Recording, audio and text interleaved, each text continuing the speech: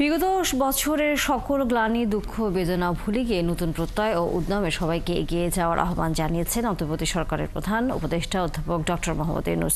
নতুন বাংলাদেশের প্রথম নববর্ষে সবাইকে শুভেচ্ছা জানিয়ে দেশ গড়ার আহ্বান জানান তিনি।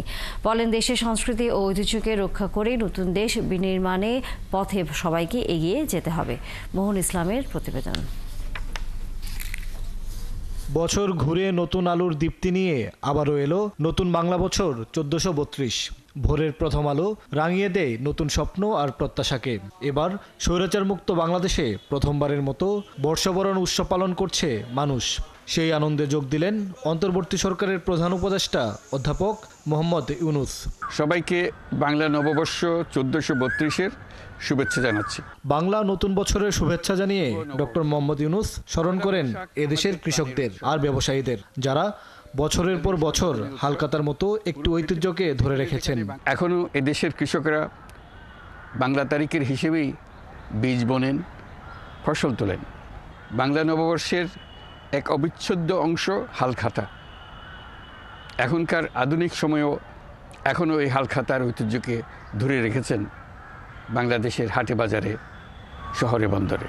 প্রধান উপদেষ্টা বলেন, বাংলাদেশের সংস্কৃতি ও ঐতিহ্যকে রক্ষা করেই দেশকে এগিয়ে নিতে হবে। ভ্রাতৃত্ববোধ ও সহাবস্থানের বার্তা ছড়িয়ে দিতে হবে সারা বিশ্বে। বাংলাদেশের সংস্কৃতি ও ঐতিহ্য রক্ষায় এবং একে এগিয়ে নিয়ে যেতে আমাদের সবাইকে সক্রিয় ভূমিকা রাখার জন্য অনুরোধ জানাচ্ছি। আমাদের এইসব ঐতিহ্য যেন আমাদের নিজেদের মধ্যে সীমাবদ্ধ না থাকে। আমাদের সংস্কৃতি যেন আমরা ছড়িয়ে দিতে পারি বিশ্বের দরবারে। বছরের এই দিনটিতেই আমরা সুযোগ পাই আমাদের সুদীর্ঘ ঐতিহ্যকে নতুনভাবে নতুন প্রজন্মের কাছে উৎসবমুখর পরিবেশে তুলে ধরতে। বিগত বছরের সকল গ্লানি, দুঃখ, বেদনা ও অশুভ তৎপরতা ভুলে গিয়ে নতুন প্রত্যয় ও উদ্যমে সবাইকে এগিয়ে যাওয়ার আহ্বান জানান প্রধান উপদেষ্টা। 24-এর গণ অভ্যুত্থান আমাদের সামনে বৈষম্যহীন বাংলাদেশ গড়ে তোলার সুযোগ এনে দিয়েছে।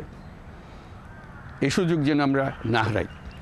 বৈষম্যহীন বাংলাদেশ গড়াই হোক এবছর নববর্ষের আমাদের অঙ্গীকার।